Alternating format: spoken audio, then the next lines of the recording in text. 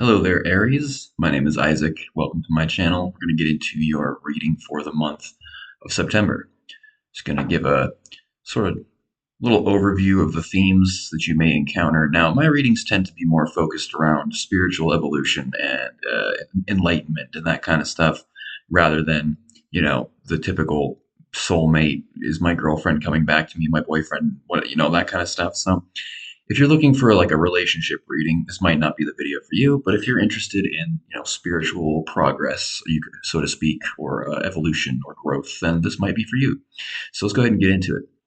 I spent a little bit of time looking at this chart already, and I think one of the things that Aries people have been experiencing really for a long time, for the past several years, maybe, with Chiron here in your first house, you guys are really you're very focused on trying to find a sense of purpose. I think that purpose has been a really strong underlying theme, but not just purpose, but the looking for a purpose and not really feeling like you're finding it. And so you, this kind of causes like a little bit of restlessness, and that restlessness might get a little more pronounced this month with Mars transiting into your fourth house throughout the month. At the beginning of the month, it's conjunct here at your IC, this little spot right here, which is kind of like your emotional root. And being at 28 degrees, 28 and 29 degrees tend to be kind of unstable, known as unstable degrees. So there's a general sense of restlessness, I think, that comes up when you start trying to sit still, because there's this underlying feeling like you need to be accomplishing some kind of purpose. It's almost like you subconsciously feel like you can only rest and relax and be at ease if you have accomplished your purpose, or if you're working towards some kind of greater purpose in your life.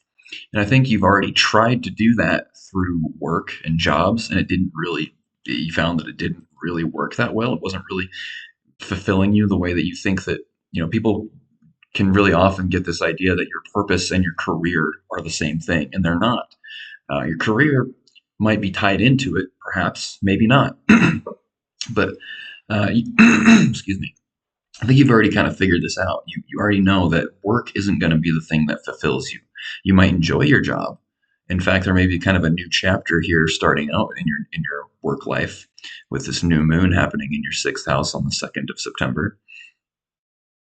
But I think you've already kind of figured out that that's not where happiness comes from.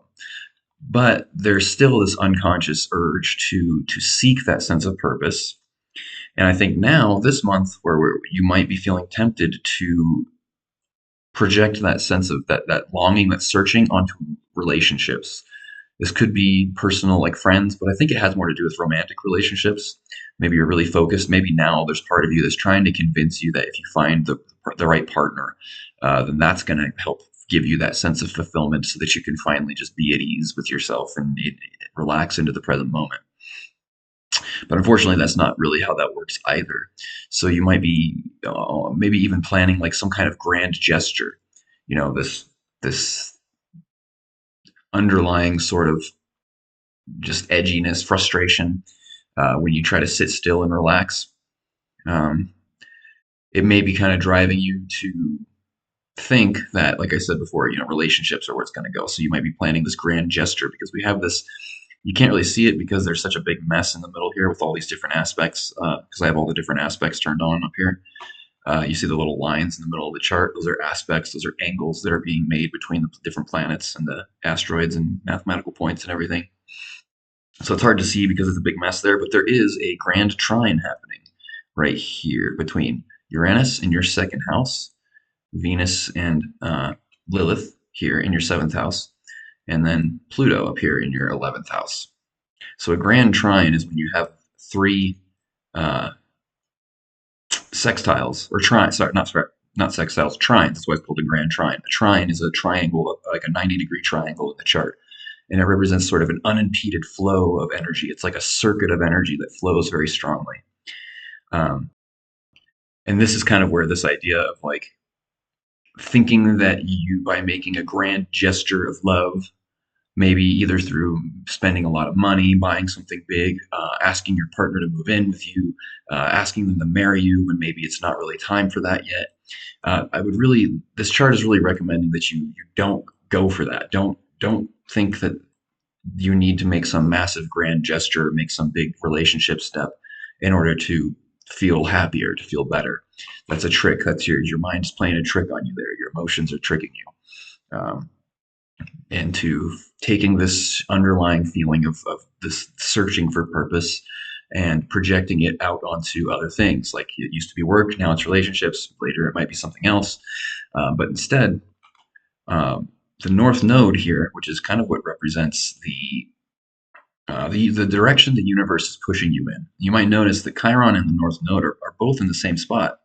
So Chiron is the deepest wound, and North Node is where the universe is pushing you. So you may find that what you are supposed to do. How do I put this? It's not a matter of what you do as much as how you do it. I suppose. The Chiron, the deepest wound, that drives you towards that seeking that sense of purpose. Well, that's actually that desire for a purpose, the sense of maybe even obsession with finding a sense of purpose. What that really is a sense of it comes from a wound to your sense of self-worth, and it makes you feel unconsciously that you need to demonstrate your value in order to be worthy of happiness or even worthy of existence itself. And at the deepest level, that's kind of one of the things that our current human conditioning uh, is all it focuses around in our, especially in modern society, is humans are sort of inherently nervous about their value in relation to other things. Because we see ourselves as separate from other things instead of recognizing the oneness, the fact that you are literally one with your environment. You can't how can one thing have more value than another if everything is just one thing? So this entire concept of self-worth is a complete abstraction born of the mind, born of this wound that probably happened somewhere in your childhood because maybe something happened to your parents and something happened to their parents, and just going back and back and back into history, where there's this like primordial wound that we all carry, the remnants of, that have to do with this idea that we are somehow separate from our environment, that the universe and the world outside of you is a separate thing, and that you are just this individual person walking around in a cold and indifferent world made and there's all these different value judgments happening all the time. And when you do that, you tend to it's like the act of measuring your value against other things and other people in and of itself is an act of devaluing yourself, if that makes sense. So really, what we're looking at here is learning to is facing that feeling, facing that underlying frustration and restlessness that comes up when you try to chill and just relax and be at ease and at peace with yourself without feeling the need to go and do or accomplish anything or to get anybody's attention or to have, where you can just be at peace within yourself. And it's like the thing that you want the most and the thing that you fear the most, like on the soul level, the deepest level, not what you think you want as far as this, a partner or money or a job or toys of some, like objects. What you actually want is peace. With your fourth house in Cancer for Aries and people in general, this is like you actually have a natural sense of emotional peace that's kind of hiding underneath all the frustration and all this need to be busy and do things and constantly be distracted. So it's like what you actually want the most is to chill and relax, but you also fear to do that because when you do that, it starts to make you feel the wound, the feeling of I'm not good enough just as I am. I need to go do this thing first. I need to get this. I need to have this. I need to accomplish this purpose first before I can finally just be and exist and be at peace in the present moment. Um, okay, so on a somewhat unrelated note, well, it's still related, but it's a little on a different topic a little bit here. With Pluto at 29 degrees in retrograde, moving through into your 11th house, or it's in your 11th house, but moving from Capricorn into Aquarius. I think you're going through a slow shift, a slow process where you're starting to reevaluate the people that you have around you and starting to change what you look for in friends. Whereas in the past, you might have been more interested in, like, you really wanted to surround yourself with people who were very practical and stable. Maybe you don't like hanging out with people who are struggling with money or seem sort of ungrounded or interested in other things that aren't materially focused. the more spiritually kind of oriented type of people who maybe might come across as a little ungrounded or a little, new agey and that kind of stuff. But maybe you're kind of opening up a little more to those types of people, or to allowing those kinds of people to interact with you and be friends with you, because you've realized that this 100% practical, pragmatic way of being, and focusing only on what you can, controlling things, or what makes a material difference in your life. You've realized that that doesn't actually fix anything. That in fact obsessing over the material world actually just creates more problems than anything. And I think you've begun to realize this.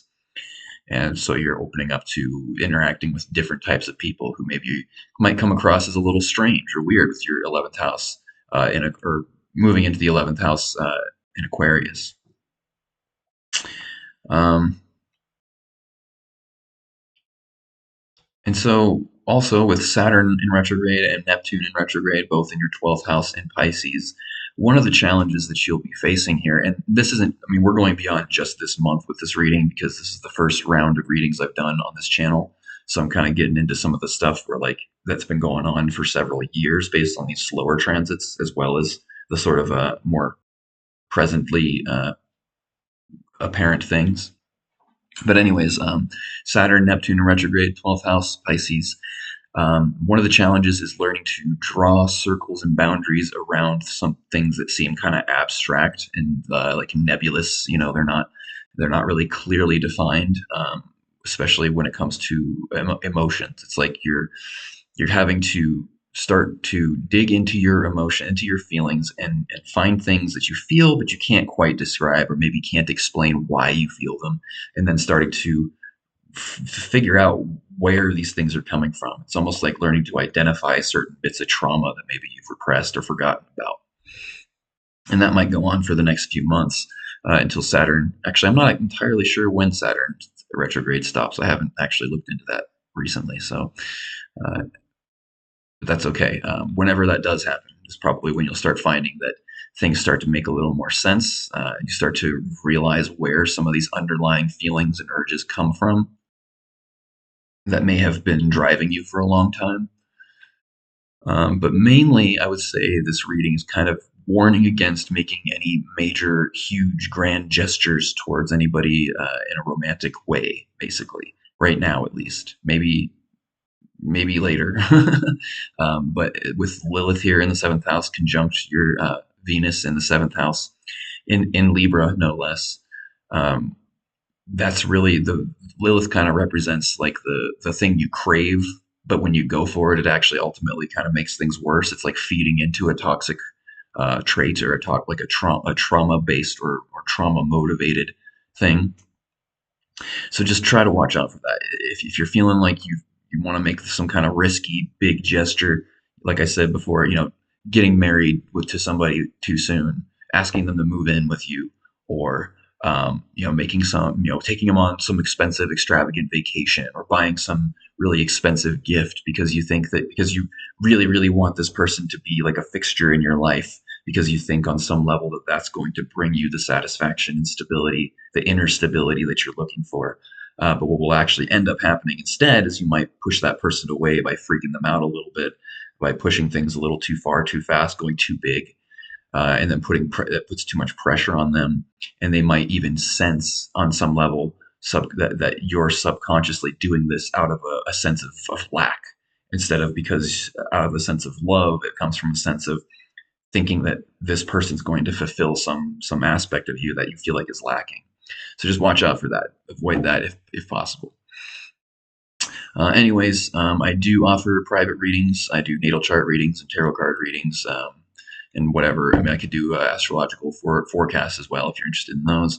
Remember to hit the subscribe button, hit the little notification icon. If you did like this video and you want to see more of these moving forward, be sure to do that.